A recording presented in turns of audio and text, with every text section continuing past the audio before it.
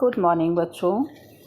चलिए आज हम आपको संसाधन और विकास के अंतर्गत विकास के स्तर पर संभावी संसाधनों के बारे में बताते हैं।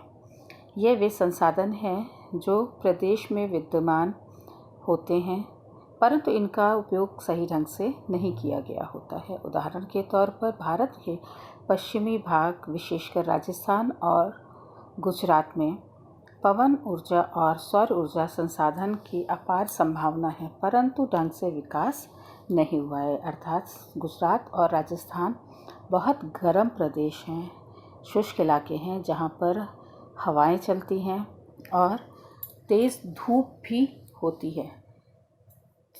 धूप की वजह से वहाँ पर हम सौर ऊर्जा का भरपूर इस्तेमाल कर सकते हैं। साथ ही खुले वातावरण की वजह से वहाँ पर हवा बहुत है तो जिसका इस्तेमाल पवन ऊर्जा के रूप में किया जा सकता है। लेकिन उसकी संभावना ज़रूर है, लेकिन अभी भी उसका विकास जितना होना चाहिए उतना नहीं हो पाया है। इसी प्रकार कुछ ऐसे संसाधन भी हैं जिनका विकास हो चुका है या और हो सकता है लेकिन वे विकसित हैं। वे संसाधन जिनका सर्वेक्षण किया जा चुका है और उनके उपयोग की गुणवत्ता और मात्रा निर्धारित की जा चुकी है, विकसित संसाधन कहलाते हैं। संसाधनों का विकास प्रौद्योगिकी और उनकी संभाव्यता के स्तर पर निर्भर करता है। भंडार अर्थात वे संसाधन जिनका हम भंडारण या उनको सुरक्षित संरक्षित कर सकते हैं।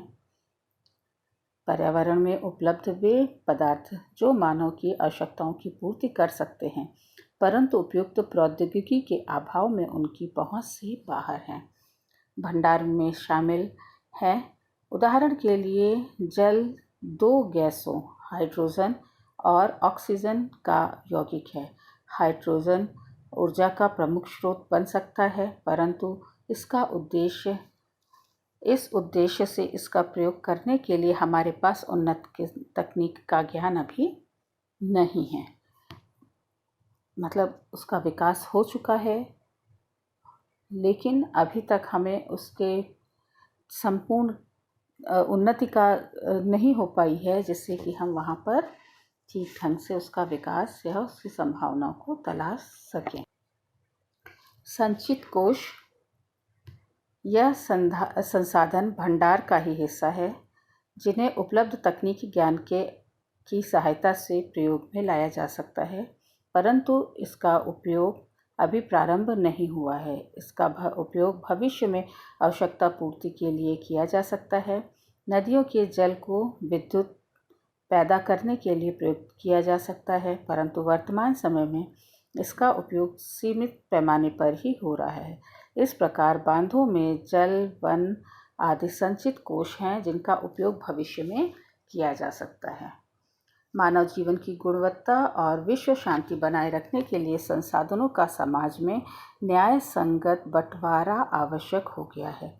यदि कुछ ही व्यक्तियों तथा देशों द्वारा संसाधनों का वर्तमान दोहन जारी रहता है तो हमारी पृथ्वी का भविष्य खतरे में पड़ सकता है। बच्चों, इसका तात्पर्य यह है कि हमें अपने देश में या प्रत्येक देश को अपने देश में उपलब्ध हर संसाधन की उपयोग करने की पूरी छूट होती है परंतु वो उतनी ही संभव छूट होनी चाहिए जितना कि हमारे पृथ्वी पर या पर्यावरण पर उसका इस्तेमाल करने का पर असर ना हो। जैसा कि आप अभी वर्तमान में देख रहे हो, इतनी ज़्यादा विकास और इतना ज़्यादा सोर्सेस बढ़ चुके हैं, लोगों में उम्मीदें इतनी ज़्यादा हो चुकी हैं कि वर्तमान समय में इतना प्रदूषण हो गया है, ओजोन लेयर बहुत ज़्यादा ख़राब हो चुकी है और उसके अलावा हर घर में पानी के लिए आरओ का सिस्टम इस्तेमाल हो रहा है जिससे पानी बहुत ज़्यादा वेस्ट हो रहा है।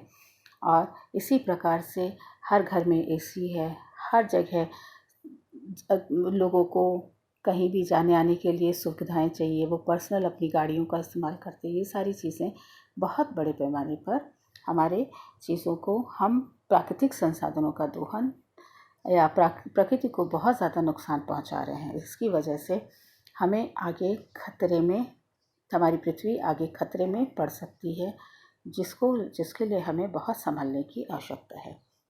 इसलिए हर तरह के जीवन का अस्तित्व बनाए रखने के लिए संसाधनों के उपयोग की योजना बनाना अति आवश्यक है।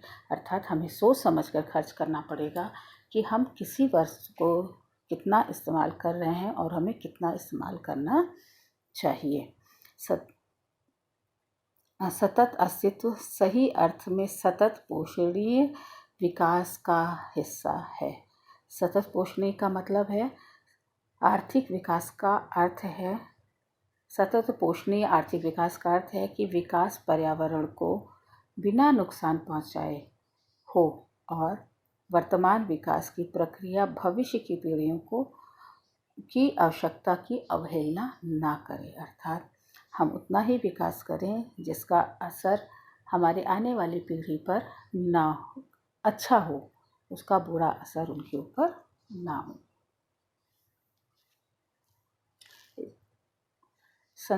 इसके अतिरिक्त बच्चों, इतना तो हमें लगता है बच्चों आपको समझ में आ गया होगा संसाधन क्या हैं, क्यों हैं, कैसे हैं और हमें उनका उपयोग किस हद तक करना चाहिए। फिर हमें उन संसाधनों को विकसित करने के लिए भी अपने प्रयोग करने चाहिए, जिससे कि उन संसाधनों का भरपूर विकास हो सके। संसाधन जिस प्रकार मनुष्य के जीवन यापन के लिए अति आवश्यक है, उसी प्रकार जीवन की गुणवत्ता को बनाए रखने के लिए भी महत्वपूर्ण है।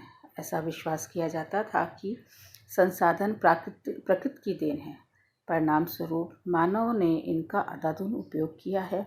इससे निम्नलिखित समस्याएं पैदा हो गईं, जैसे कुछ व्यक्तियों ने के लालचवश संसाधनों का ह्रास, संसाधन समाज के कुछ ही लोगों के हाथ में आ गए हैं, जिससे समाज दो हिस्सों में, संसाधन संपन्न और संसाधनहीन अर्थात अमीर और गरीब की बीलियों में बट गया है। इस तरीके से हमें संसाधनों को नियोजित और सुनियोजित तरीके से उसका इस्तेमाल करना चाहिए। उसका इस्तेमाल करने के बाद हमें इस चीज़ को ज़रूर ध्यान में रखना चाहिए कि हम ऐसा कोई कार्य ना करें या ऐसा कोई उत्पादन या ना करें जिससे कि हमारी आने वाली पीढ़ी को उसका हर्जाना भुगतना पड़े। इसी क्रम में रियो डी जेनेरो पृथ्वी सम्मेलन जो 1992 में हुआ था, इसमें 100 से भी अधिक राष्ट्र अध्यक्षों ब्राज़ील के शहर रियो डी जेनेरो में प्रथम अंतर्राष्ट्रीय पृथ्वी सम्मेलन एकत्रित हुए। सम्मेलन का आयोजन विश्व स्तर पर उभरते पर्यावरण संरक्षण और सामाजिक आर्थिक विकास की समस्याओं का हल ढूंढने के लिए किया गया था। इस सम्मेलन में एकत्रित नेताओं ने भूमंडलीय जलवायु परिवर्तन और जैविक विविधता पर एक घोषणा पत्र पर हस्ताक्षर किया। रियो सम्मेलन में भूमंडलीय वन सिद्धांतों पर सहमति बनाई गई और 21वीं सदी में सतत पोषणीय विकास के लिए एजेंडा 21 को भी स्वीकृति प्रदान किया गया। इस प्रकार हम देखते हैं कि एजेंडा 21 क्या है। यह घोषणा है कि जिसे 1992 में ब्राज़ील के शहर रियो डी जेनेरो के मुख्य संयुक्त राष्ट्र पर्यावरण और विकास सम्मेलन के तत्वावधान में राष्ट्राध्यक्षों द्वारा स्वीकृत किया गया था। इसका उद्देश्य भूमंडलीय सतत पोषणीय विकास हासिल करना है। यह एक कार्यसूची है जिसका उद्देश्य समान हितों, पारस्परिक आवश्यकताओं और सम्मिलित जिम्मेदारियों के अनुसार विश्व सहयोग के द्वारा पर्यावरणीय क्षति, गरीबी और रोगों से निपटना है। एजेंडा 21 का मुख्य उद्देश्य यह है कि प्रत्येक स्थानीय निकाय अपना स्थानीय एजेंडा 21 तैयार करे। इस प्रकार बच्चों, आज हमने पर्यावरण संसाधनों का सदुपयोग, दुरुपयोग रोकना और उसके समस्याओं से कैसे निपटने के लिए संयुक्त राष्ट्र संघ द्वारा की गई कोशिशों के बारे में जानकारी हासिल की। इससे संबंधित प्रश्न आपके व्हाट्सएप अकाउंट में आपको दे दिए जाएंगे, जो इनका हल करके आप हमें 2 दिन के अंदर हमें सेंड कर दीजिएगा। धन्यवाद।